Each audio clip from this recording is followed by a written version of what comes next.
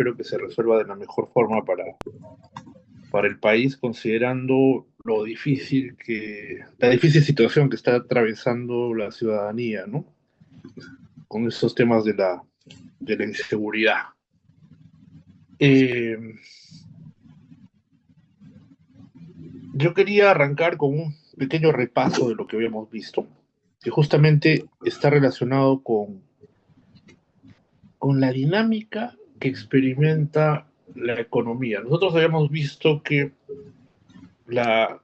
hay dos evidencias sobre el rol de la política monetaria, ¿no? Una evidencia a largo plazo, la que dicen los números, los datos, por eso les había puesto este paper de Some Monetary Facts, que habíamos mencionado en la clase pasada, y la evidencia a corto plazo, ¿no?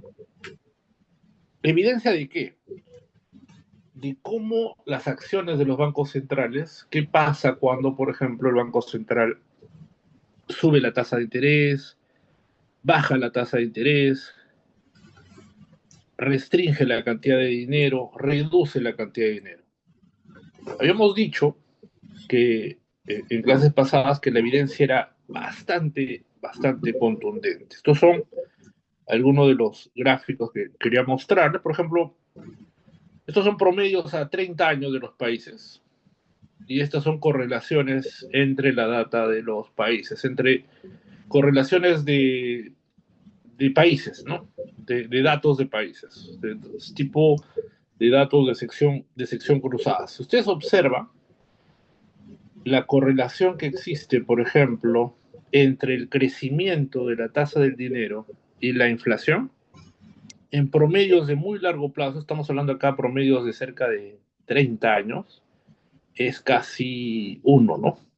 Con diferentes definiciones del dinero, el M0, el M1, el M2, y para distintos tipos de países. Para toda la muestra, como pueden ver, es casi uno la correlación, dependiendo del tipo de agregado que se considere, y viendo por países también, haciendo la separación, ¿no?, entre países de América Latina y países de la OECD, que son países de mayores ingresos, esta correlación es casi nula, ¿no?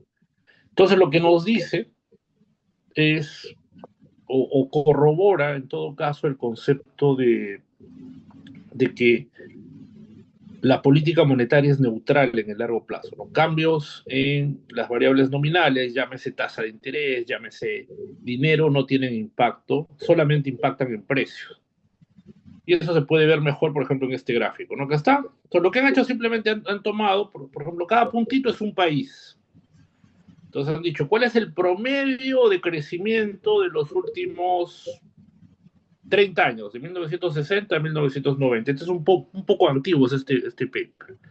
Más o menos 40%. ¿Y cuánto ha sido la inflación promedio de esos últimos 30 años? Más o menos 17, 18%. Entonces, así para cada país. Cada punto representa un país. Entonces, ¿qué se encuentra? Que para la mayoría de países, incrementos en la tasa de crecimiento del dinero terminan generando incrementos en la inflación. Entonces, estas dos variables están muy correlacionadas al punto que casi todas coinciden con esa línea, ¿no? Probablemente, acá no hay data separada de los países, pero estos son países que han experimentado muy altas tasas de inflación, incluso hiperinflación. Eso es algo bastante común. Y más o menos, esta evidencia es consistente para distintos trabajos que se han hecho. Acá hay trabajos antiguos, Vogel del 74, Lucas, y en casi todos se encuentran eso, ¿no? Que hay una relación muy fuerte entre inflación y crecimiento del dinero. Todos los trabajos. Entonces, este supuesto que a veces podría parecer teórico de la neutralidad a largo plazo es algo que está avalado por los datos. Recuerden que nosotros la economía es una ciencia social, pero es una ciencia que se basa en modelos, en datos. Entonces, esta evidencia o este supuesto de la neutralidad del dinero es algo que está siendo, como pueden ver, corroborado con los datos, porque así como, a ver, déjenme un ratito, voy a borrar esto, creo que, ya, así como se hizo el mismo análisis entre crecimiento del dinero con inflación, se hizo el mismo análisis entre crecimiento del dinero y crecimiento de la actividad productiva, del PBI real. Entonces ustedes ven que la correlación ya no es uno, como en el caso anterior, dinero e inflación, sino es casi, no hay correlación, ¿no? El coeficiente de correlación es prácticamente, prácticamente cero. Prácticamente, prácticamente cero, y esto ya corrobora lo que les decía, ¿no? La neutralidad del dinero. El dinero es neutral a largo plazo. No es el único paper que lo demuestra, hay mucha, mucha evidencia. Cuando se hace, por ejemplo,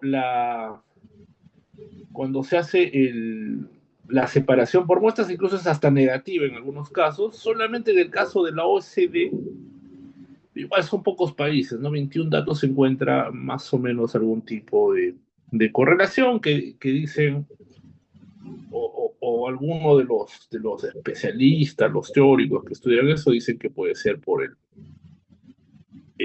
nivel nivel de desarrollo institucional. Este es un punto importante. Ahora, este es un paper, si pueden ver en este resumen, que tiene evidencia de largo plazo. Entonces, es una comparación entre los dos papers. Uno que estudia la relación entre variables monetarias, el dinero, la inflación con la actividad económica, y otro que estudia la relación en el corto plazo. Entonces, a largo plazo, lo mejor que pueden hacer los bancos centrales, ¿qué cosa es? Pregunta de intervención. Dada esta evidencia del paper que les he mostrado de George McCandless y Warren Weber, que me dice que hay una alta correlación entre la tasa de crecimiento del dinero y la inflación, y una correlación nula entre el crecimiento del dinero y el producto, entonces, ¿qué es lo mejor que podrían hacer los bancos centrales en su opinión? Abrimos debate, preguntas. Mantener la brecha producto igual a cero. Ya, ese es un... Profesores, eso va a depender de las preferencias que tenga el Banco Central. En nuestro caso, el Banco Central de Perú tiene preferencia de estabilización de la inflación, que esté en un rango meta del 2% más o menos uno. Entonces, en ese caso, estaría controlando la tasa de crecimiento del dinero. Muy bien, me dan sus apellidos, por favor, les voy a Profesor, considerar. ¿Sí? también podría añadirse Ciprián, el tipo de cambio flexible. A ver, vamos en orden. Como estoy sufriendo con los monitores, levanten la mano, por favor. Primero me dicen los que han hablado, apellidos. Choque. Ya, Choc. ¿Quién más? ¿El otro? El segundo, perdón. Ciprián, Cipriano. Ciprián. Ahora le doy la palabra a Alessandra. Alessandra, te escucho. Gracias, profesor. Bueno, también podría ser el tipo de cambio flexible, profesor. Ya, tipo de cambio flexible. Las expectativas de inflación, anclar expectativas de inflación. Todos ustedes han más o menos dado en el clavo, independientemente de las preferencias del Banco Central. Es decir, si yo quiero hacer una prescripción basado en esta evidencia, lo que les podría decir es que lo mejor que puede hacer la política monetaria justamente es tener controlado el crecimiento del dinero para tener inflación baja, porque el crecimiento alto, de acuerdo a lo que se observa en esta data, solamente el crecimiento del dinero, altas tasas de crecimiento del dinero solamente generan inflación, no generan actividad productiva. En esa línea va un poco la respuesta a la pregunta. O sea, si los bancos centrales entonces no pueden impactar en la actividad productiva, ¿cuál debe ser su legado?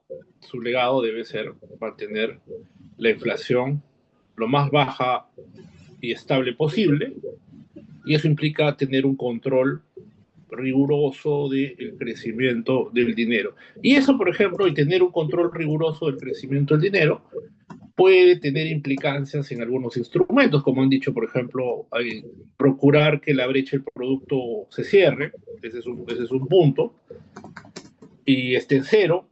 Otro, tener algún objetivo de inflación, eso te da credibilidad, eso permite anclar expectativas. Tener un tipo de cambio más o menos flexible es un mecanismo que puede ayudar, por ejemplo, al tipo de cambio a que la economía se ajuste a ciertos tipos de choques. No necesariamente te garantiza una inflación baja y estable, pero sí una mayor capacidad de absorción de choques, ¿ok? Ahora, ¿qué dice la evidencia a corto plazo? Eso es a largo plazo. A corto plazo, este es un paper de tres grandes economistas. Yo estoy seguro que en los siguientes años alguno de ellos les van a dar el Nobel. Lawrence Cristiano, que también por muchos años, creo que todavía sigue siendo profesor del curso de verano, es profesor invitado. Martin Eichenbaum y Charles Evans, lo que estudia justamente en este paper, hacen un balance en la evidencia, ¿no? Cómo los choques de política monetaria impactan en la actividad económica. Entonces, es un documento interesante. No se los paso a ustedes como lectura, porque utilizan técnicas econométricas que ustedes van a aprender todavía, me parece, en el séptimo y en el octavo ciclo, que son las técnicas de series de tiempo. Pero acá les he puesto algunos grafiquitos, ¿no? Que estos gráficos se denominan funciones de impulso-respuesta, que te dicen, por ejemplo, qué pasa cuando una variable cambia, cómo responden las demás variables. Por técnicas, es una técnica que te permite, entre comillas, voy a subrayar el hecho de que es entre comillas, medir el impacto exógeno de un shock. ¿Ok? Entonces, por ejemplo, ¿qué dice? ¿Cómo se lee este grafiquito? Cuando son diferentes modelos, diferentes especificaciones, pero más o menos la intuición es la siguiente. Cuando el Banco Central, por ejemplo, sube la tasa de interés o reduce la cantidad de dinero, cuando, repito, el Banco Central sube la tasa de interés o reduce la cantidad de dinero, es decir, hace un shock de política monetaria contractiva, miren lo que pasa con el PBI. Estos son trimestres, ¿ya? Estos son trimestres. Cada numerito, por ejemplo, es 3 trimestres después del shock, 6 trimestres después del shock, 9 trimestres y así sucesivamente. Entonces, lo que muestra la evidencia a largo plazo, lo acabamos de ver, ¿no? Hace un ratito, que tasas de crecimiento elevadas, en promedios largos de 30 años, tasas de crecimiento elevadas del dinero terminan generando más inflación. Cuando lo vemos en el corto plazo, cambios en la tasa de interés o cambios en la cantidad de dinero, sí. Miren, acá, si se dan cuenta, acá está el cero, y acá arriba está la parte positiva de la recta numérica, y acá abajo está la parte negativa. Entonces, ¿qué dice? Que cuando el Banco Central sube la tasa de interés, usualmente lo que pasa es que la actividad productiva se contrae. En el corto plazo. En el largo plazo regresa a su equilibrio, ¿no? Algo así, ya el impacto es cero a largo plazo.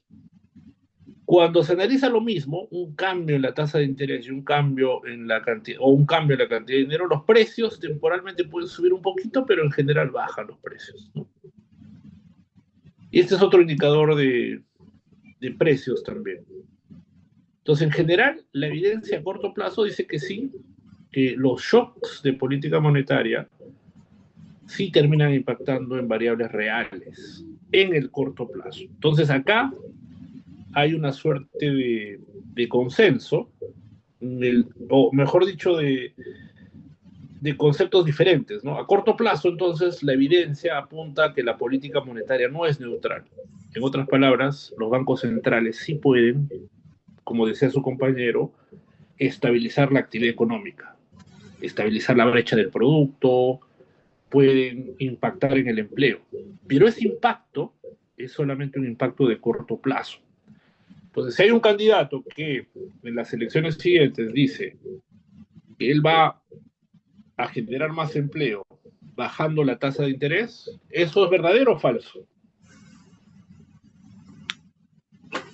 o depende? Preguntas para intervención. No, profesor, porque eso depende del Banco Central. El Banco Central es independiente.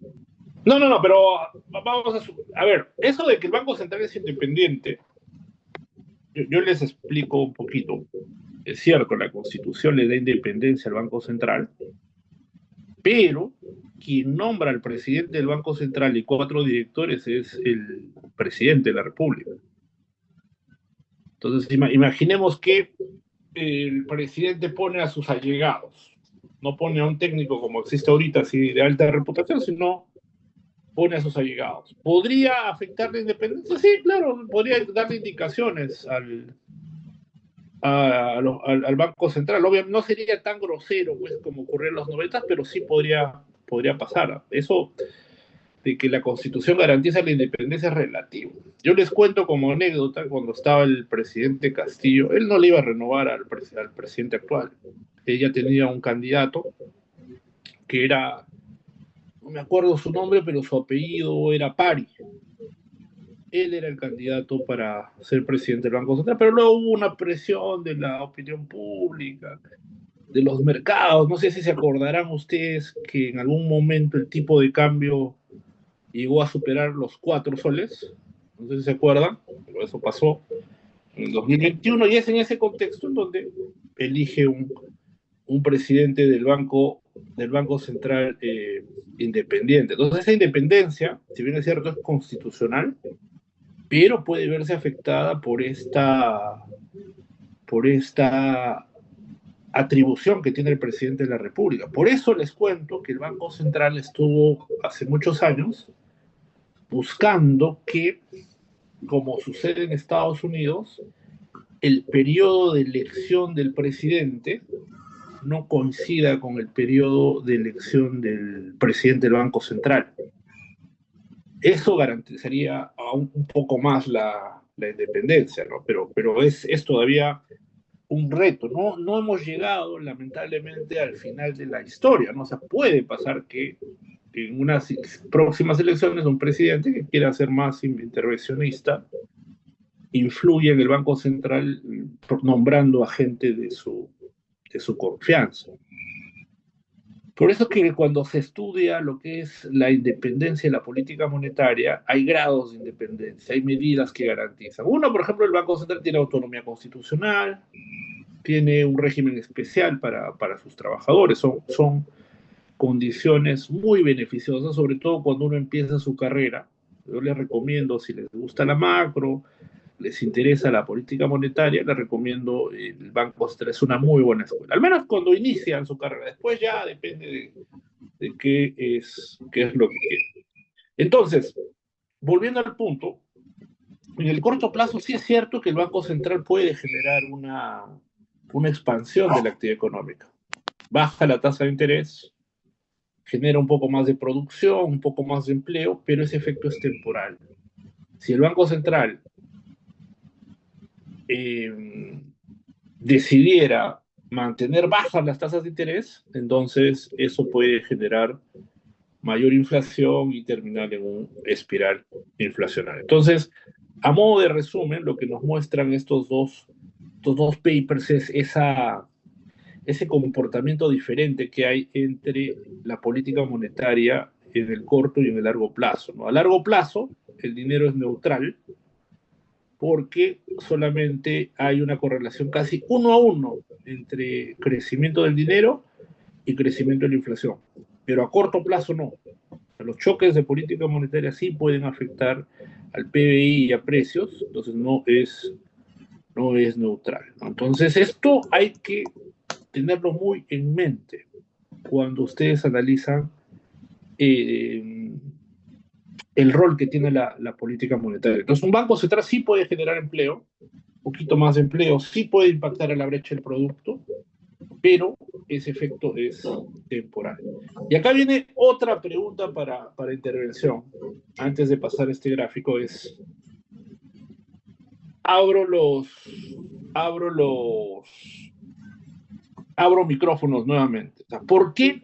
La pregunta es, ¿por qué razón las acciones del banco? A ver, lo que estamos viendo acá es evidencia, lo que dice la data, pero yo quiero que que ustedes me aporten ideas de que me ayuden a explicar por qué en el corto plazo la política monetaria sí puede terminar impactando en la actividad productiva. O sea, ¿qué pasa? ¿Cómo opera la política monetaria? ¿Por qué cambios en la tasa de interés podrían generar un poco mayor, un poco de más producción?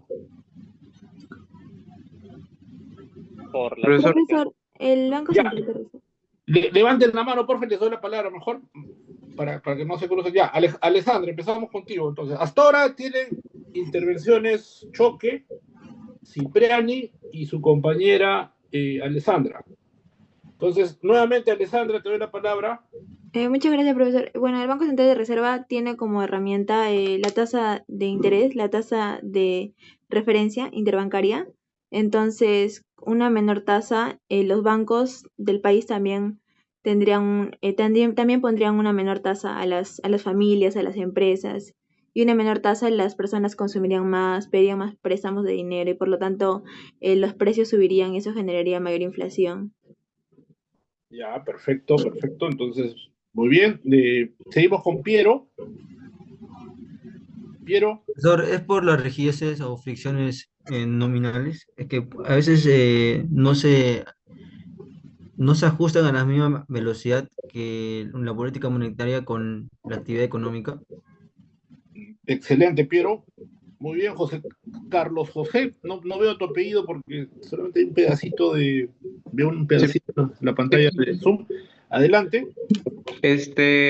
Por ejemplo, lo que pasó en pandemia, cuando la inflación subió, básicamente lo que hizo el Banco Central fue contraer la economía, subió la tasa de interés. Pero- sí, para poder controlar la inflación, porque la inflación estaba muy alta. Ya, perfecto. Entonces, Carlos José. Y me falta Sandro.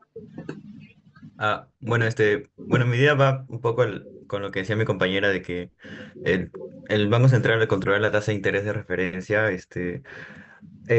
hace que los bancos comerciales, pues, modifiquen también sus tasas y, pues, por ejemplo, si disminuye más la tasa, aumentarían los préstamos y en todo caso la inversión también, afectando, la producción. O si reduce mucho las tasas, podría hacer que la gente tenga prefiera tener dinero a la mano y prefiera consumirlo.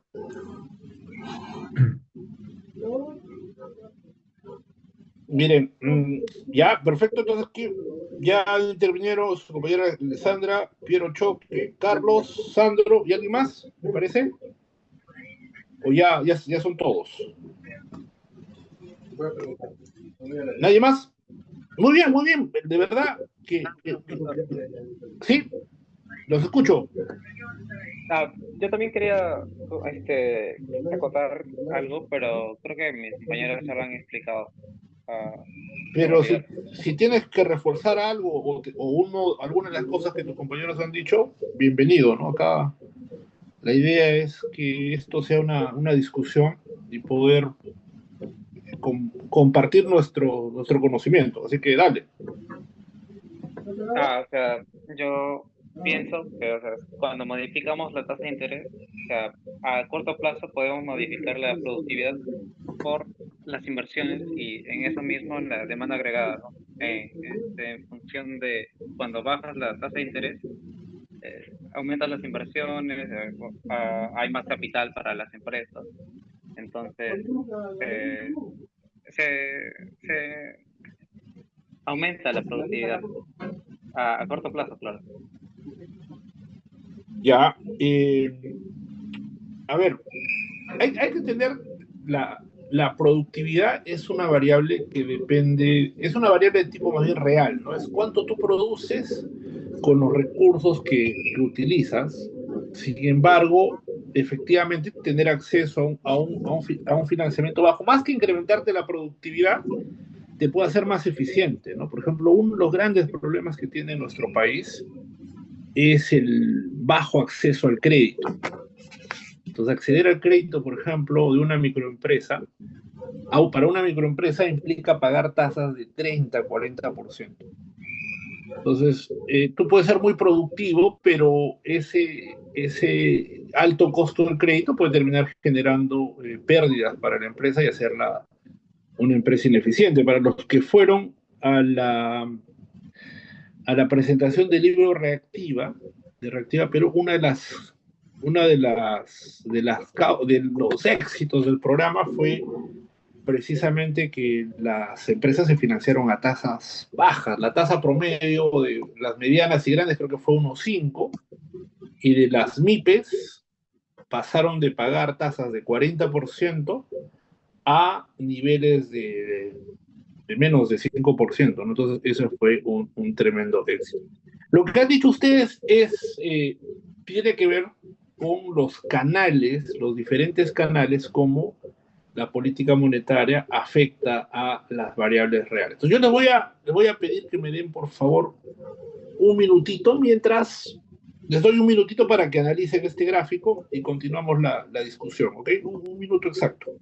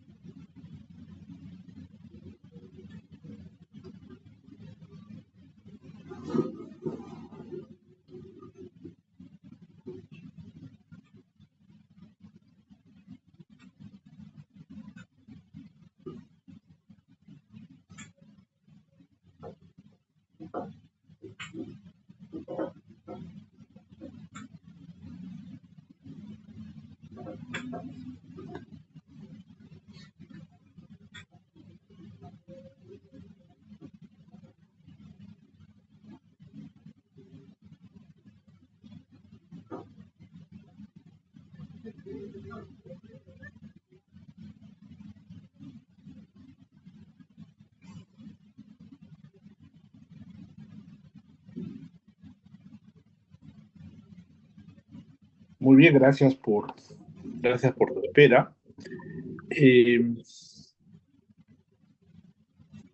Perdí la... Ya.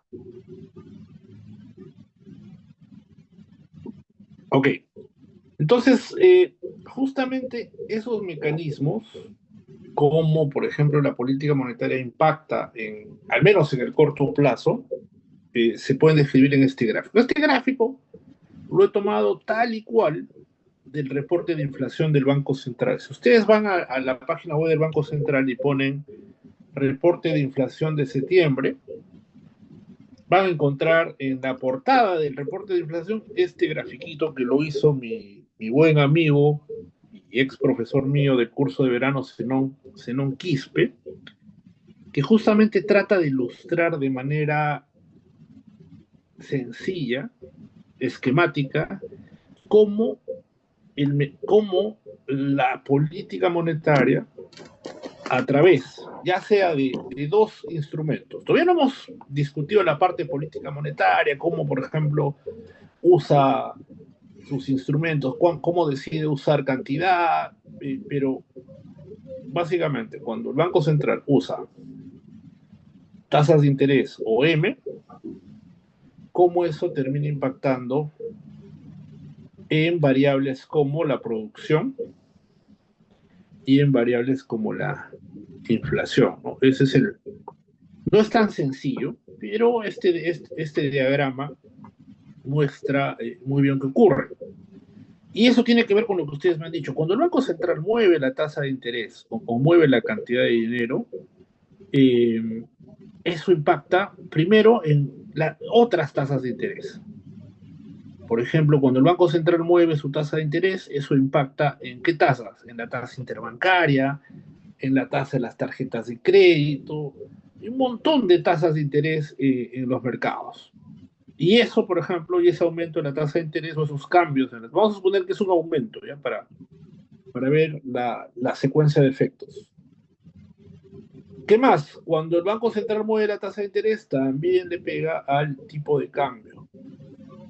¿Qué más? Cuando el Banco Central mueve la tasa de interés, también le pega a la liquidez y al crédito, ¿no? Y todas estas variables impactan en la actividad económica. Ya saben la diferencia, la brecha de producto o el PBI, ¿no? El PBI es simplemente la brecha, que la vamos a definir así, es simplemente la diferencia entre el PBI que nosotros observamos en un momento del tiempo, por eso le pongo el subíndice T, y lo que llamamos el PBI potencial, ¿no? En un mundo sin presiones inflacionarias, la brecha debería ser más o menos cero. Ahora, ¿por qué razón la tasa de interés impacta en la actividad económica? Claro, como ustedes lo han dicho, cuando bajan las tasas de interés, por ejemplo, es más barato el crédito y la gente puede consumir más. Cuando bajan las tasas de interés, el retorno de los proyectos de inversión aumenta también, ¿no? Si ustedes se acuerdan del BAN de finanzas, cuando baja el costo del capital, el BAN es mayor, ¿no? Entonces eso hace que no solamente aumente el consumo, sino también aumente la inversión. Consumo, aumenta la inversión y eso impacta en la actividad económica. El tipo de cambio también tiene otro rol. Cuando sube la tasa de interés, ¿qué es lo que pasa con la moneda? Pregunta para intervención. Profesor, Sí, cuando suben la tasa de interés, generalmente el tipo de cambio tiende en este caso, a depreciarse, o sea, para la otra moneda, por ejemplo, el dólar. Ahorita el dólar tiene tipos de cambio, perdón, tiene tasas de interés más bajas con respecto a Perú. Eso hace que las personas que tengan bonos o acciones o algún tipo de activo de manera financiera trasladen sus capitales hacia otros países que tengan una tasa de interés mayor, porque eso indica que le va a dar mayores rentabilidades. En el caso de, por ejemplo, Perú, que hace que ese dinero, ese dólar que está en Estados Unidos pase a Perú a través de la venta de estos activos, y hace que haya un aumento de la cantidad de dólar, lo que genera que básicamente haya un exceso de oferta del dólar, y hace que el tipo de cambio de alguna manera baje, ¿no? Y la moneda se aprecie. ya, ese es un punto. ¿Alguien más? Pozo. Profesor, cuando el Banco Central decide bajar la tasa, la moneda local se debilita, se deprecia, por lo tanto, habría un rendimiento menor y los inversionistas les atrae menos tener activos en esa moneda y salen a buscar tasas más altas afuera, es decir, en el extranjero. Hay menos entrada de capitales, o sea, más salida y sube el tipo de cambio, o sea, más soles por $1. Ya, entonces, cuando el Banco Central sube la tasa de interés, la moneda local se aprecia, y cuando el Banco Central baja la tasa de interés, la moneda local se deprecia, ¿no? Perfecto, entonces eso le impacta al tipo de cambio. O sea, cambios en la tasa de interés modifican el rendimiento relativo comparando la tasa de interés local menos la extranjera, ¿no? Cuando la tasa de interés local sube más que la extranjera, hay más demanda de la moneda local y por lo tanto la moneda se aprecia. Y cuando es al revés, cuando esta brecha es negativa, salen capitales y más bien la moneda local se deprecia. Entonces eso mueve el tipo de cambio. ¿Y por qué el tipo de cambio impacta a la actividad económica? Esa es la siguiente pregunta para ustedes. Por las exportaciones e importaciones, profesor. Efectivamente, para una economía abierta, entonces cuando aumente el tipo de cambio, cuando hay una depreciación de la moneda, nuestras exportaciones se hacen más competitivas, ¿no? Y por lo tanto hay una mayor demanda de exportaciones y eso hace que aumente la actividad productiva. Por eso es que a los exportadores, es decir, a los que venden acá, los que venden arándanos, uvas, les conviene que el tipo de cambio suba. ¿Por qué? Porque reciben más soles por los dólares que ellos tienen, ¿no? Lo contrario con los importadores más bien necesitan dólares para traer cosas de acá. Por ejemplo, los Temu, todos los que importan al Perú, entonces les conviene más bien un tipo de cambio más bajo, porque les sale más barato importar. A ver, si me han entendido el ejemplo, ¿a mí qué me conviene? Yo que estoy viviendo acá en Estados Unidos y mi salario está en dólares, ¿qué me conviene? ¿Que la moneda, que el sol se aprecie o se deprecie? Se deprecia. Se deprecia la moneda. De precio, profesor. Se deprecia. Yo les cuento en la confianza que estoy sufriendo un poco, porque cuando vine acá, más o menos el tipo de cambio estaba a 3.70, 3.75, ahora está a 3.44. Todavía he perdido como un 10%. Entonces, lo que yo tengo mi familia en Perú, mis padres están en Perú. Entonces, a mí, es parecido, ¿no? Entonces, los que, entre comillas, exportan servicios, o mejor dicho, los que no exportan servicios, sino envían remesas, sufren la pegada del tipo de cambio, ¿no? Profesor, Sí, sí, esa depreciación del dólar es por los aranceles de Trump que habían puesto. hay varios factores. Cuando nosotros hablamos de tasas de interés, este solamente es un modelo chiquito de lo que explica el tipo de cambio, ¿no? El tipo de cambio depende de muchos fundamentos, pero hay un poco algo de política monetaria, la situación fiscal de Estados Unidos. Recuerden que al final, a nivel mundial, existen activos que son activos denominados seguros. Entonces, lo que ha estado pasando con el dólar, como Estados Unidos está con un nivel de deuda sobre el PBI de 106%, que es una deuda muy alta, entonces su credibilidad, por ejemplo, antes tenía calificación AAA, muy alta calificación crediticia. Ahora, eso no es así, ha perdido su calificación, ya no es AAA, ahora es creo que AA más. Y por lo tanto ya no es tan seguro el dólar, y más bien lo que están haciendo los inversionistas es invertir en el oro, al punto que el oro el día de ayer superó el nivel histórico de $4.000 por onza Troy.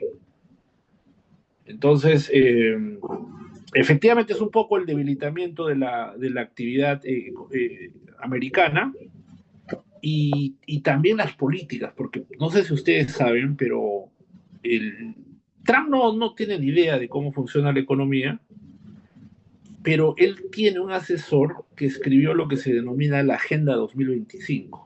Entonces, en esta Agenda 2025, parte de su estrategia es debilitar al dólar, precisamente para que Estados Unidos pueda corregir esos desequilibrios comerciales. Pozo, adelante, te escucho. Profesor, era para también intervenir, pues, por ejemplo, en el caso de los precios importados y exportados, el comercio internacional, la depreciación cuando sube el dólar, los productos importados se hacen más caros y por lo tanto los insumos y bienes finales suben. Las exportaciones de afuera al extranjero se hacen más baratas y por lo tanto venden más. Excelente, efectivamente. Voy a considerar. Muy bien, muchachos, eso lo digo con orgullo de la uni. A mí me gusta dictar en la uni. Iba a decirlo ya, no iba a dictar porque de verdad a veces se me complica por el horario, la salud no la tengo bien, pero da gusto ver el nivel de preguntas que hay, ¿no? Entonces eso es algo que motiva y bueno, lo felicito por tus comentarios. Profe, Sí.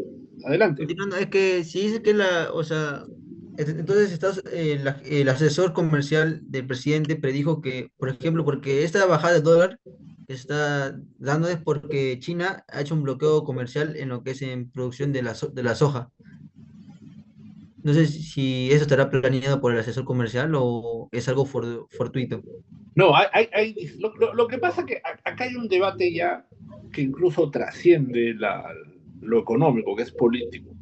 La pregunta es, ¿son los déficits de Estados Unidos buenos o son los déficits malos? Y acá hay dos posiciones diferentes. Hay economistas que son doctores del MIT, de Harvard, eminencias mundiales que algunos dicen que sí, que ese déficit está mal, que sea así, y otros que dicen que no. Y cada uno tiene sus argumentos válidos, ¿no? Los que sí les preocupa el déficit de Estados Unidos dicen, bueno, que China ha ganado más competitividad que Estados Unidos, la producción mundial y que está en Estados Unidos se ha reasentado en China y eso ha afectado a Estados Unidos porque ahora tiene déficits comerciales muy grandes. Y están los otros, por ejemplo, Larry Summers, es un economista muy famoso, que dice, mira, a mí no me importa déficit porque si lo vemos en sentido estricto, al final Estados Unidos está pagando con papel. O sea, dice, mira, a mí no me preocupa el déficit porque nosotros, al ser el patrón mundial, los americanos están imprimiendo papelitos cuyo valor es real es casi nada y a cambio están trayendo autos, están trayendo computadoras, superchips. Y tiene en cierta forma razón, ¿no? O sea, es una ventaja que tiene la economía americana, pero son dos versiones completamente diferentes.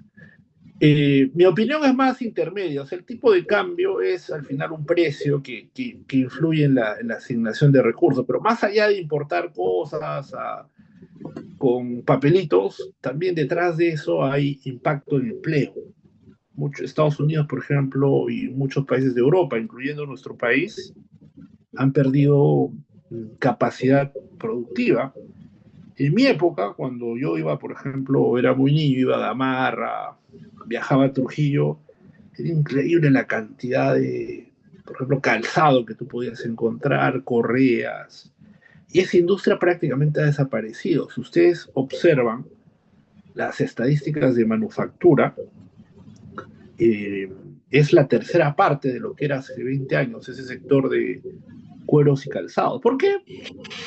Porque para nosotros es más difícil pagar pues, por un zapato de cuero 200, 300 soles, es más fácil ir y comprar un zapato chino que nos puede costar 80, 90 soles. Entonces, detrás de eso, ya cuando uno ve la economía política de estos nuevos equilibrios, ya es más compleja la respuesta. Pero ustedes han dado en un punto muy importante. Tanto la tasa de interés como la liquidez y el crédito no afectan directamente a la inflación, sino el impacto de más tasa de cambios en la tasa de interés mueve la actividad económica y es ese cambio en la actividad económica que mueve a la inflación. Pero si ustedes observan este mismo gráfico, el tipo de cambio sí impacta directamente en la inflación.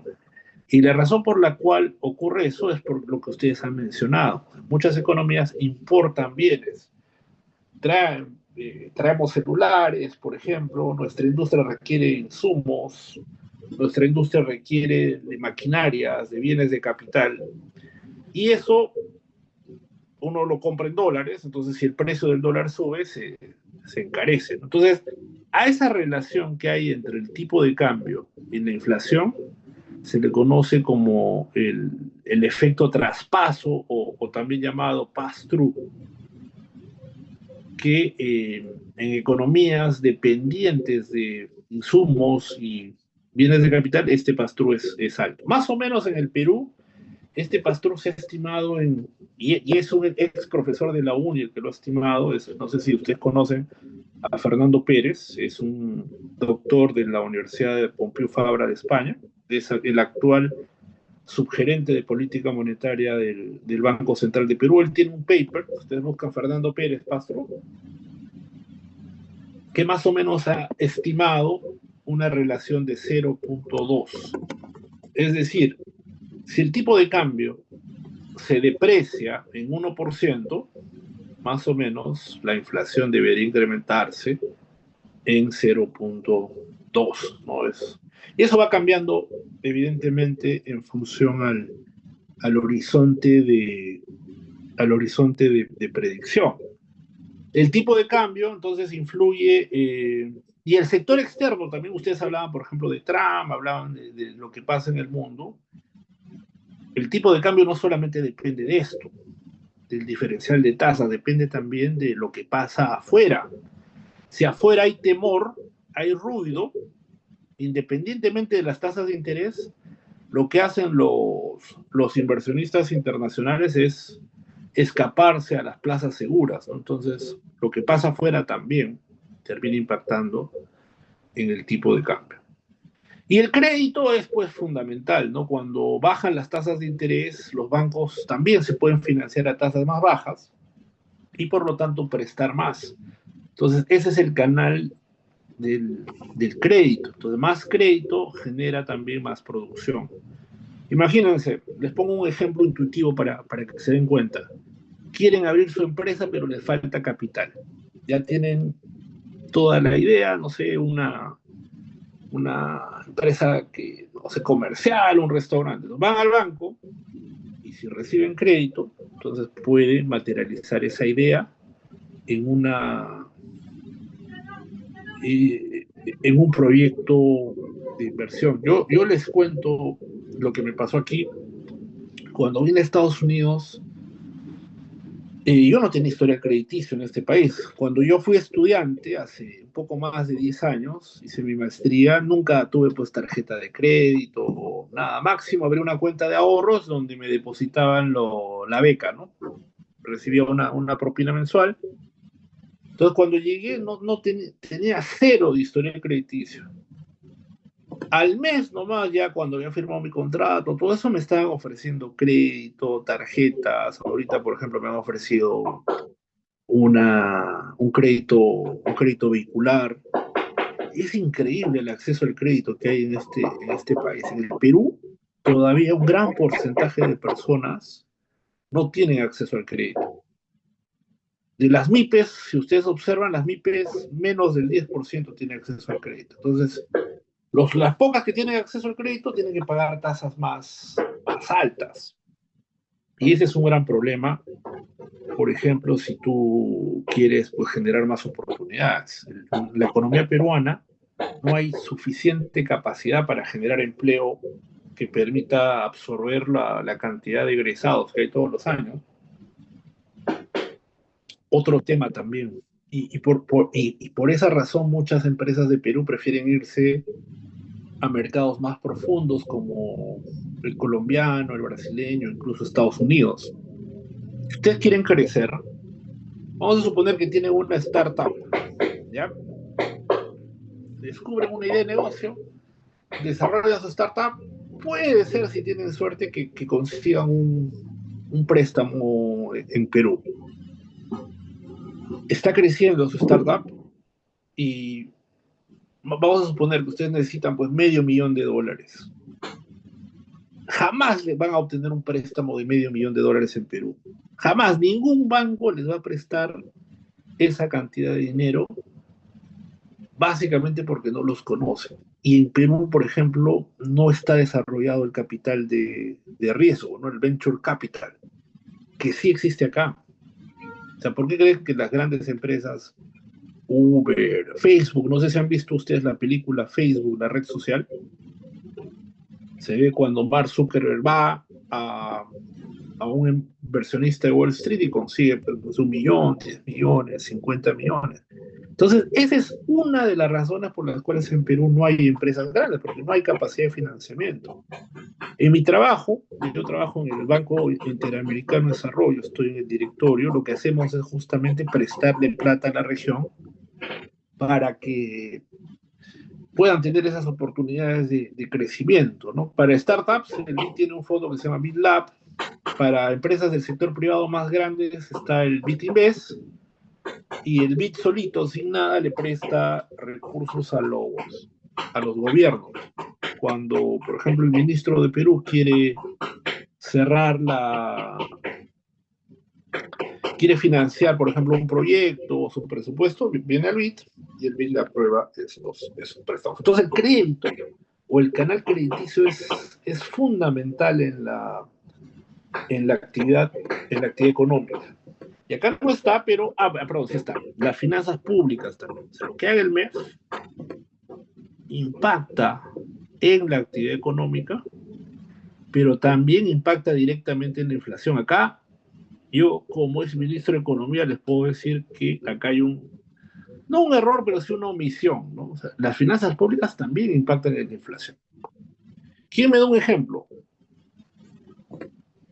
¿Por qué las finanzas públicas podrían impactar en la inflación? Acá está claro, las finanzas públicas, cuando el gobierno gasta más, invierte en proyectos, inversión, eso dinamiza la actividad. Pero también las finanzas públicas pueden... Profesor, por el señoriaje. Eso en un mundo donde la política monetaria es dependiente, pero vamos a suponer que hay independencia. Incluso con independencia... Sí, genera mayor empleo en creación de obras. Ya, eso está acá. O sea, lo que has dicho, Piero, está acá, ¿no? Profesor, tal vez puede ser también la transferencia de bonos. Los bonos. ¿Cómo la transferencia de bonos? Por ejemplo, los cheques o bonos generalizados, el pico de consumo inmediato en bienes no transables. Ya, eso también está acá.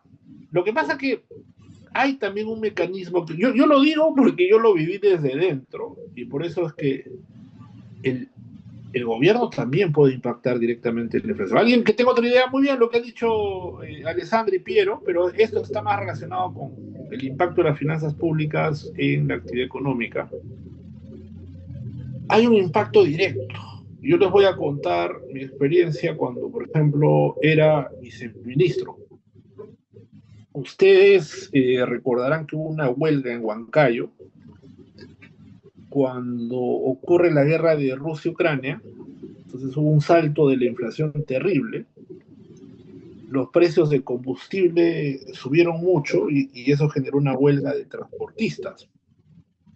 Entonces, ¿qué hizo el gobierno? En esa época estaba el ministro Oscar Graham, también egresado de nuestra facultad. Oscar Graham Yamaguchi, ahorita él trabaja en el Banco Mundial. Y fue muy, muy duro, les cuento, porque me tocó acompañarlo. Yo era viceministro en ese momento. Llegamos con un avión a Huancayo y en vez de ir en helicóptero al Coliseo Huanca, donde estaba esperando la gente, ¿no? Los que estaban protestando para una mesa de diálogo, se le ocurrió ir al equipo, a los equipos por carro, y todo estaba paralizado. Había una serie de barricadas que impedían el paso. Felizmente nos acompañó el monseñor Reto, creo que se apellidaba, pero nos demoramos de Jauja, del aeropuerto, a Huancayo, que usualmente tarda pues media hora, nos demoramos como 2 horas y media, casi 3 horas. Cuando llegamos al Coliseo Huanca, los ánimos estaban absolutamente caldeados. La gente estaba desesperada, ni siquiera había comido. Entonces cuando llegaron, en esa época llegó la ministra, que ahora es presidenta, la presidenta Dina, en esa época era tal el escándalo, ¿no? que los manifestantes empezaron a llegar al Coliseo y se tenía que llegar a un acuerdo. Y en ese momento el ministro me dice, ya Alex, dame alguna idea porque tenemos que cerrar algo. Y es en ese contexto donde nosotros decidimos, por ejemplo, bajarle el IGB al pollo, a los fideos, al aceite y a como 5 productos para un poco contener el impacto de la inflación. Y eso tiene un impacto directo en precios. Esa es una manera como la política fiscal puede influenciar en la inflación. Yo, por ejemplo, cuando... Profesor, Sí. como en la selva, que no se puede IG. como la selva, por ejemplo. ¿Quién me pone otro ejemplo parecido? Hay varios, ¿ah? Otro ejemplo. Que no es tan claro porque tienes que estar en el negocio. Una vez, por ejemplo, cuando me tocó ya ser ministro, me preguntaron, ¿no? ¿Qué avances estaban teniendo? Y yo decía, bueno, la inflación ha empezado a bajar, que ya la economía está respondiendo. Me decían, pero la inflación es negocio del Banco Central. Yo le decía efectivamente que es negocio del Banco Central, pero el gobierno también influye. Y le puso otro ejemplo. Por ejemplo, en el Perú existe lo que se llama el FEP, que es el Fondo de Estabilización de Precios de Combustibles. Y ese es otro mecanismo que influye directamente en la inflación. ¿En qué consiste este fondo? Y cuando sube mucho el precio de dos productos, del diésel y del gas y el diésel, cuando sube el precio, lo que hacen es automáticamente se compensa los grifos. Le dice, ya, Max vende a 18. Si está a 20, yo te compenso con 2 soles la diferencia, ¿no? Y el gobierno asume esa pérdida temporalmente, ¿no? Y cuando el precio baja, ya no baja tanto, sino en vez de bajar de 18 a 14, baja a 16 y el fondo empieza a recuperar, ¿no? Es un fondo de estabilización de precios. Entonces, eso sirve para el gas, eso sirve para el diésel, y eso ayudó mucho a que el precio del diésel no subiera tanto. Estos fondos de estabilización no hacen que el precio sea plano, sino que suba más lentamente, y eso ayuda al trabajo del Banco Central.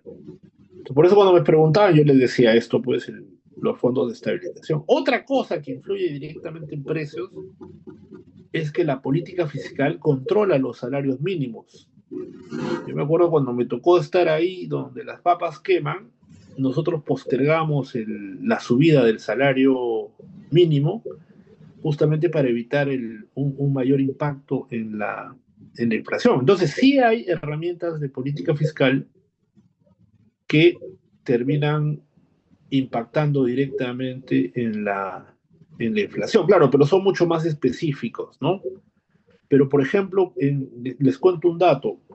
Perú tiene la inflación de un solo dígito, creo que más larga del siglo XXI, de toda la región e incluso del mundo, pero sin estos mecanismos, sin el Fondo de Estabilización de Precios de Combustible, con lo que pasó en la guerra de Rusia y Ucrania, tranquilamente hubiéramos tenido doble dígito. No sé, hay un impacto de las finanzas sobre la inflación. Yo me acuerdo que una vez me hacían TikToks diciendo, ¿cómo no vas a ver el ministro que el negocio del Banco Central, que solo el Banco Central influye en la inflación? Y no es así. O sea, el gobierno, y a veces puede ser muy, muy importante. En otros países, por ejemplo, como Ecuador, Argentina, hasta antes de Milei, los subsidios eran tan grandes que el retraso de la inflación era enorme. Y obviamente que, como ocurre siempre en economía, los cambios en los instrumentos de política monetaria también afectan a las expectativas de inflación. O sea, algo que caracteriza a las economías o a los modelos económicos o el funcionamiento de la economía es que lo que esperan los agentes también puede impactar en la inflación. ¿Por qué? Si ustedes, por ejemplo, esperan que, vamos a suponer, el precio de la leche va a subir, o por ejemplo, si ustedes esperan que el precio del pollo va a subir, probablemente vayan a los mercados y compren más, ¿no? Y eso puede terminar efectivamente generando más inflación por presión de demanda. Entonces las expectativas son muy, muy importantes. Y a eso, por fuera, a veces hay factores exógenos que también influyen en distintos niveles de la cadena. Los shocks de oferta, fenómeno del Niño, guerra de Rusia y Ucrania, eso puede impactar a la inflación y a las expectativas. Los choques de demanda, por ejemplo, un mayor impulso de la economía internacional, un mayor crecimiento de la economía china, Estados Unidos, eso puede generar más dinamismo. Y los choques financieros también, la crisis financiera internacional, los temores que pueden haber a nivel mundial también impactan sobre estas variables. Cuando el mundo se asusta, por ejemplo, el tipo de cambio sube. Cuando el mundo se asusta, a veces eso puede afectar a las líneas de crédito. Ustedes saben que los bancos, para poder prestar, ellos se prestan también, toman líneas de afuera. Y algo muy interesante, y con eso terminamos este gráfico, es que las expectativas de inflación con la inflación se retroalimentan. Cambios en las expectativas de inflación pueden generar más inflación, pero cambios en la inflación también pueden generar más expectativas de inflación. Entonces, este es un poco el mecanismo de cómo funciona el mecanismo de transmisión de política monetaria. Ahora, detrás de esto, nosotros vemos solo este esquema, que yo les puedo contar mi experiencia en el Banco Central. Detrás de esto hay un trabajo, muchachos, no se imaginan la cantidad de trabajo que hay. Desde el tema operativo, cómo el Banco Central opera, realiza sus subastas para, por ejemplo, controlar la tasa de interés, cómo maneja la política cambiaria, ¿no? El Perú tiene la moneda más estable de la región y eso ha costado. El Perú interviene mucho en el mercado cambiario justamente para moderar la volatilidad. ¿Cómo mides esto, por ejemplo? ¿Cómo mides el cambio en la actividad económica sobre la inflación? Detrás de esto, o sea, esta es como que la fase conceptual, pero esto al final, lo que hacen los economistas es traducirlo a un modelo económico. Entonces les voy a pedir a ustedes que googleen y pongan en su computadora, en su celular, modelo de proyección trimestral, MPT. La última versión, que me parece que es del 2020-2021, modelo de proyección trimestral. Entonces yo les voy a mostrar a grandes rasgos cómo este mecanismo se termina modelando en una serie de ecuaciones ya formales, ¿no? Así que voy a dejar de compartir un ratito y mientras ustedes también van buscando este modelo de proyección trimestral. Ok. En un segundito, un mini break mientras cuento esa idea.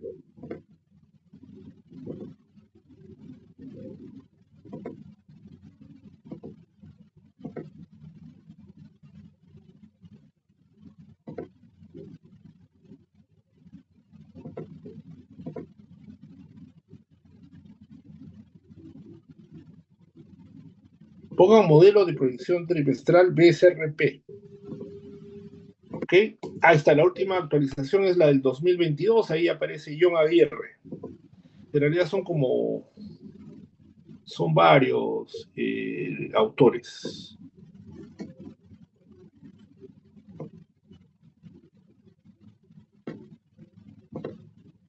Ya está.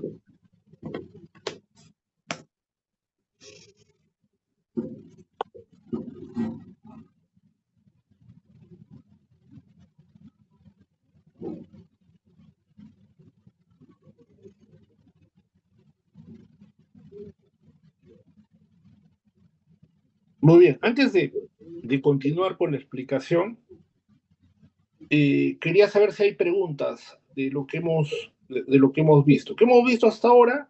Hemos visto que la evidencia empírica es rotunda. A largo plazo, solamente las variables que controla el Banco Central impactan en la inflación. Cambios en las tasas de interés, en la cantidad de dinero, solo influyen en la inflación.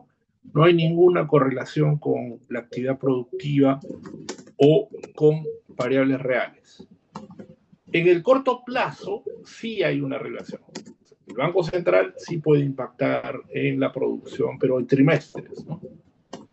En trimestres. Entonces, ¿por qué ocurre eso? Hay mecanismos a través del cual diferentes canales, como el Banco Central, impacta en la actividad económica e impacta en la inflación. Pueden ser mecanismos directos o pueden ser también mecanismos indirectos. Está el canal de tasa de interés que hemos visto, ustedes lo han dicho, cuando las tasas cambian, eso afecta al consumo, eso afecta a la inversión. Está el canal del tipo de cambio también, las acciones del Banco Central impactan el tipo de cambio y eso puede afectar a las exportaciones o a las importaciones. Y está el otro canal, que es el canal crediticio. Las acciones del Banco Central impactan en agregados, no solamente monetarios, sino también en agregados crediticios, y más crédito genera también más producción porque permite financiar proyectos de inversión. En sus cursos más avanzados de macro van a ver probablemente modelos que permitan, de repente si nos da el tiempo, podemos incorporar alguno de esos modelos en nuestra clase. Entonces es un canal más o menos complejo, pero con el objetivo de entender la política monetaria a veces se requiere, es imposible que uno vaya al directorio del Banco Central a decir que tienes que subir la tasa o tienes que bajar la tasa. La propuesta que se hace en el directorio del Banco Central es subir la tasa de interés en 25 puntos básicos y explicar qué impacto va a tener esa decisión. Si ustedes van a la página web del Banco Central, ya eso se lo muestro después, entonces necesitas un modelo necesariamente. Nosotros vamos a desarrollar parte de este modelo que, como bien han dicho ustedes, incorpora un supuesto importante que es el supuesto de rigidez de precios. Estos son los autores, son los que hasta ese año eran miembros del departamento de modelos macro. Todos estos muchachos están, por ejemplo, David Florian ahora trabaja en el Fondo Monetario acá, en Estados Unidos, Alan Ledesma también, me parece, Luis Castillo en el Banco Central, Johar Arrieta está haciendo su doctorado en la Universidad de Michigan, Jefferson Martínez creo que ha regresado al Banco Central. Esta chica, Valeria Morales, era una chica genia, está ahorita haciendo su doctorado en el MIT, y este señor está haciendo su doctorado en la Universidad de Rochester. Entonces el Banco Central, repito, si les interesa hacer una carrera en la academia, es una buena escuela, es una buena plataforma. Entonces, esta es una actualización de este modelo. ¿Por qué me interesa este modelo? Porque justamente lo describe de manera ya más formal, describe de manera más formal lo que hemos visto en los gráficos que les he presentado, ¿no? Más allá de la parte. Entonces, que arranca un poco la evidencia, cómo el modelo se ha ido enriqueciendo, la estructura del modelo, las novedades, pero por ejemplo, acá está una ecuación relevante, ¿no? La inflación. Entonces acá la inflación se compone de dos partes, un componente SAE, una inflación que quita lo que son los alimentos y energía, por eso se llama SAE, sin alimentos y energía, y otro componente que incluye los alimentos y energía. ¿Se dan cuenta? ¿Por qué? Porque, bueno, pues hay bienes que son importados y esos bienes, alimentos y energía, son importados. Acá, por ejemplo, los bienes sin alimentos y energía, ¿de qué dependen? Dependen de la inflación externa, la inflación importada, y dependen también de una parte como que dinámica, ¿no? De un rezago y de las expectativas de inflación. Lo que veíamos en los canales, ¿no? Las expectativas impactan en la inflación. Y acá está, por ejemplo, ¿no? La producción y un rezago de la producción también impacta en la inflación, y acá están los shocks. Recuerden que la ventaja de un modelo, más que su estructura, es su capacidad de ajustarse a los datos. Entonces, a veces hay que ponerle estos componentes autorregresivos para tratar de que el modelo se ajuste mejor. Luego modelan las expectativas. Este es un modelo en donde la expectativa de inflación depende de la inflación, de la expectativa pasada, y depende también de las expectativas de inflación del propio modelo. Es un poquito complejo este modelo. Al final, ya cuando usted lo conozca, es más simple de lo que parece, ¿no? Yo me acuerdo que cuando estaba en la universidad esto me parecía pero así se los digo con mucha apertura, me parecía pues como que estaba volando, no entendía, pero pues ya es más fácil de lo que parece. Entonces, modelan la inflación importada, ¿no? Como un rezago de la inflación importada, las expectativas de inflación reportada y el tipo de cambio, ¿no? ¿Por qué? Porque el tipo de cambio también, o las desviaciones del tipo de cambio real también influyen en la inflación. ¿De qué depende la brecha del producto? Acá está, miren, el producto depende de su rezago, depende de una variable que se llama el impulso fiscal, depende del precio de las exportaciones, del precio de las importaciones, depende del tipo de cambio, depende de cómo está la economía mundial. Este T no me acuerdo qué cosa.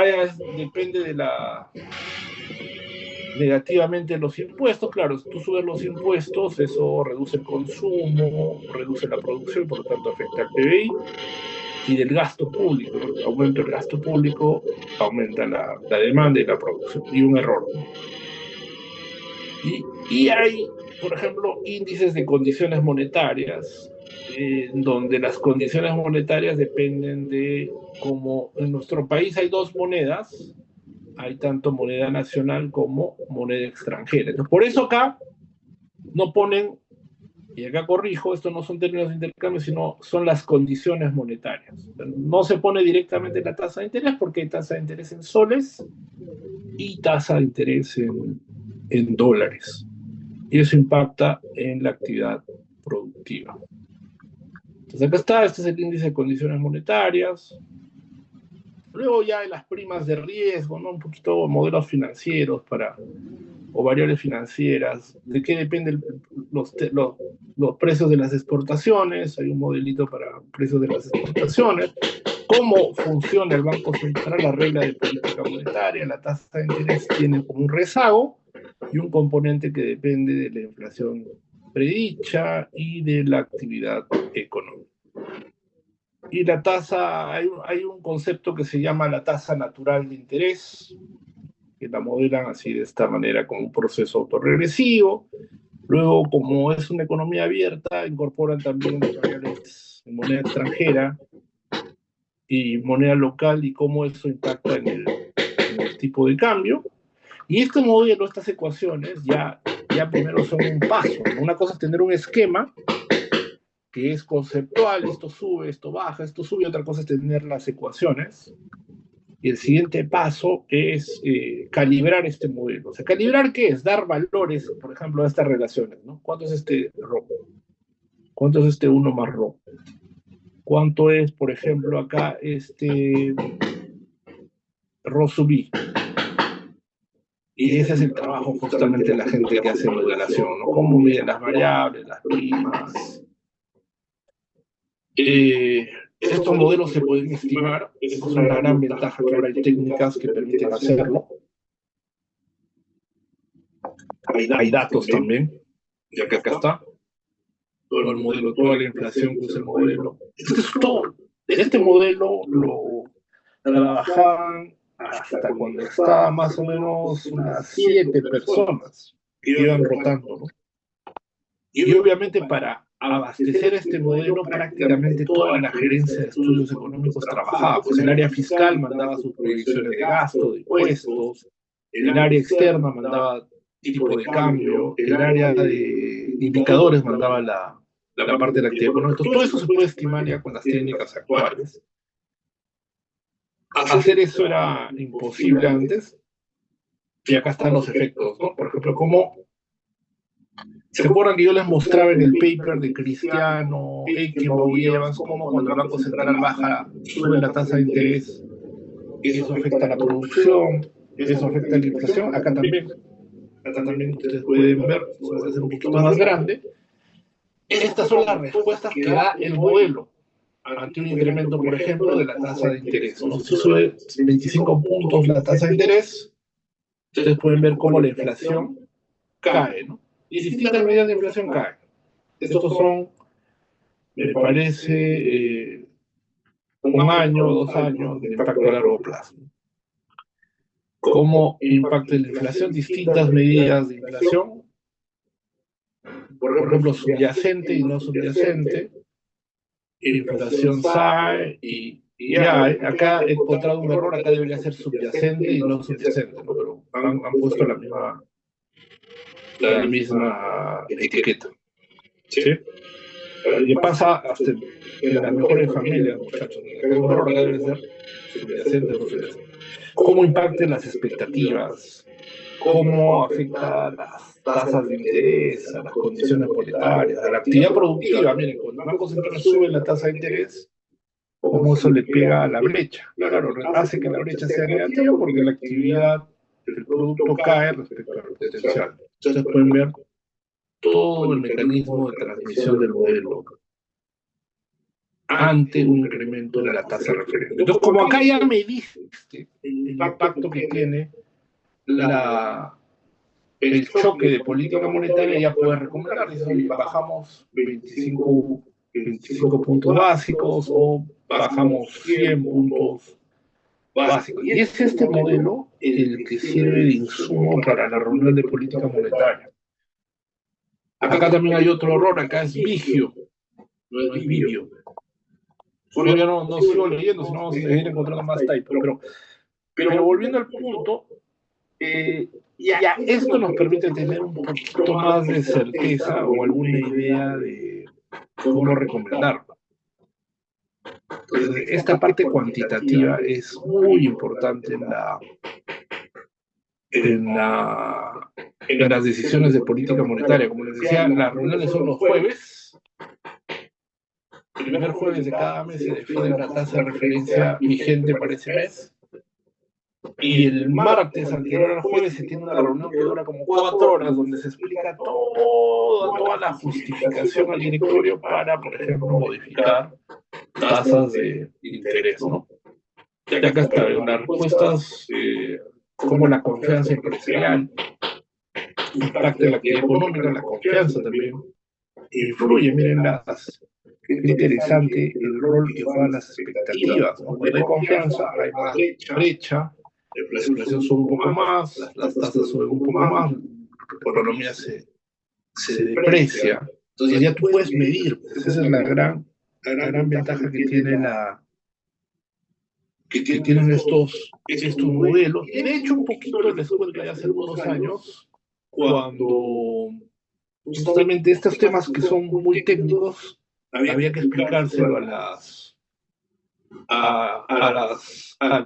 sociedad, ¿no? A la prensa, a los estudiantes, a los jóvenes. Entonces, a raíz de esto surgió un juego. Acá está, por ejemplo, con ese modelo ya se puede filtrar o estimar la brecha del producto, ¿no? Ustedes pueden ver lo que pasó con la brecha. Este es hasta el 19, básicamente por efecto COVID. No incluyeron más datos porque generó un quiebre en la serie.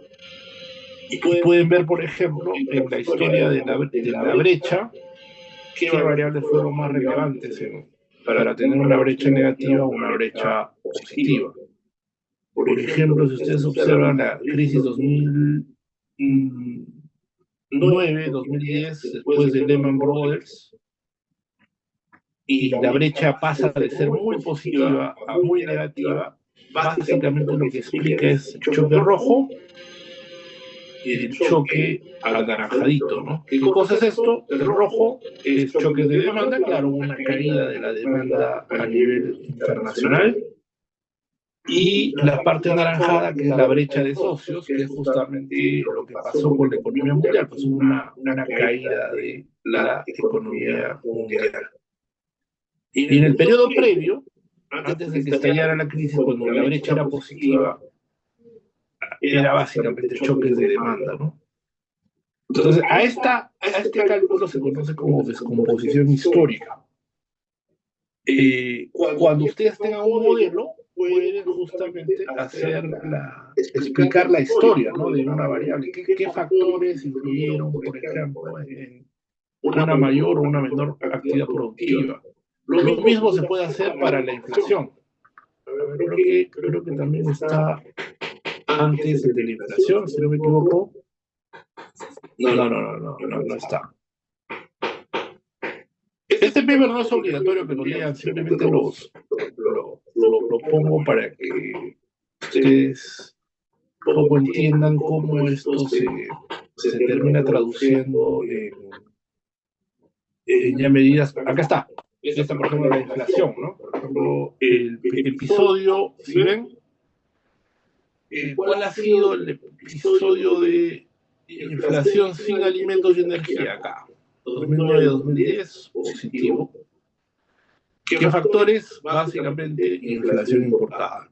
La inflación que vino de afuera, un poquito de brecha producto y un poquito de factores exógenos no medidos. Y, por ejemplo, la inflación del 2018, entre 2014 y 2019, nuevamente la inflación importada. Entonces, este análisis se puede hacer, eso lo van a aprender en sus cursos posteriores, y si Dios quiere y ustedes se esfuerzan, lo pueden aprender directamente en el Banco Central. Si les gusta la macro, les recomiendo postular al curso, pero como les dije el otro día, prepárense muy bien, porque se ha vuelto más competitivo, las maestrías, las universidades privadas tienen maestrías, así que es un poquito más competitivo. Cierro ahí, preguntas, dudas. Entonces yo les estaba diciendo que este modelo tuvo una... o sea, un poquito para explicarle al pueblo, casi, para explicarle a los no especialistas. Déjenme un ratito compartir. Voy a compartir toda mi pantalla. Si ven algo indebido, me disculpan, por favor, lo hago por efecto, para que... Indebido en el sentido no malo, sino que a veces puede haber una conversación, hacer algo que esté leyendo, aparecer ahí. Vayan y pongan el juego del banquero central. Juego del banquero central BSRP. Ya está. Entonces, ¿qué pasó? Un poquito con el objetivo de ser transparentes. Yo estoy ahí, estoy hablando del año 2009. Nos pidieron para que la gente entienda, porque imagínense pues un ciudadano bueno, a veces para los economistas es difícil entender cómo funcionan los mecanismos de transmisión monetaria, entonces pidieron hacer un juego. Entonces, para este juego elaboramos una versión chiquitita del modelo que les he mostrado, ¿no? Tasa de interés, crecimiento, tipo de cambio. Entonces, ese modelo, que son ecuaciones, está detrás de esta programación. Entonces, ¿en qué consiste el juego? En mover la tasa de interés. Acá está, ahorita está en 5.50, tú la puedes subir o la puedes bajar, y en función a eso tratar de estabilizar el tipo de cambio, el crecimiento de la economía y mantener la inflación baja y estable, ¿no? Eso está programado de forma que cuando la economía está mal, esto va a estar feo. Los mercados van a cerrar, ya no van a haber exportaciones. Entonces, pónganlo. La música, el gran error cuando se programó esto, miren, eso ya tiene 16 años y todavía sigue funcionando. Quien hizo hay dos personas que contribuyeron mucho a esto. No sé si conocen a Alan Ledesma, que ahorita es el jefe está creo que ya en el Fondo Monetario, y Ronald Cuela. No sé si Ronald Cuela sigue enseñando en la facultad. Él enseñaba de macrodinámica y él está en el área de comunicaciones. Entonces, como programaba, él tomó el modelo que se le pasó y hizo estas cositas, ¿no? ¿Cómo le llaman? Flash, pero ya.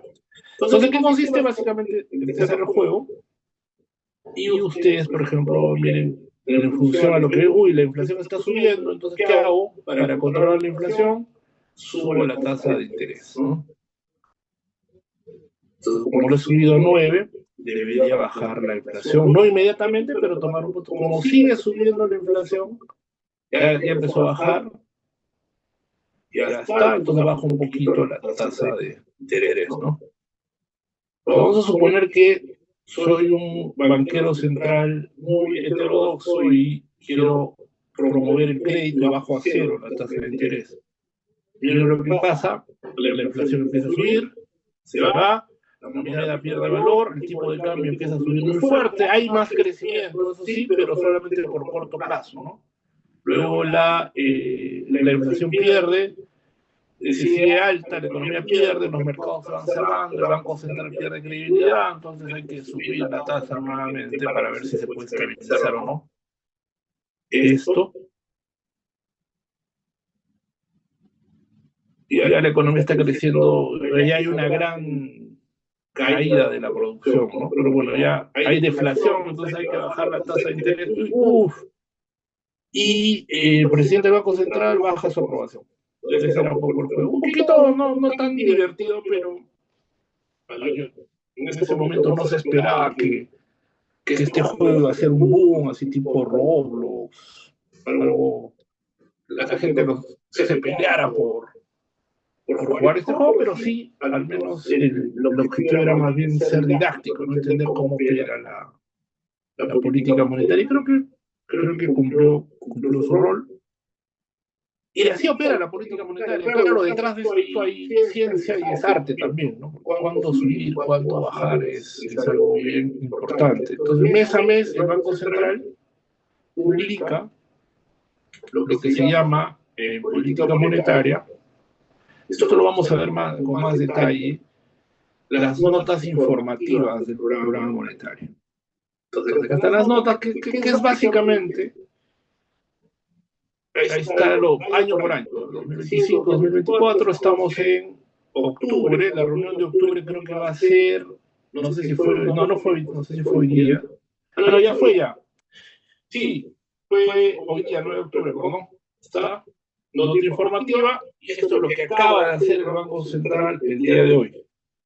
El Banco Central, aquí está la explicación, acordó mantener la tasa de interés de referencia, no movió la tasa, y explica, por ejemplo, por qué razón tomó esa decisión. Aquí está todo el detalle.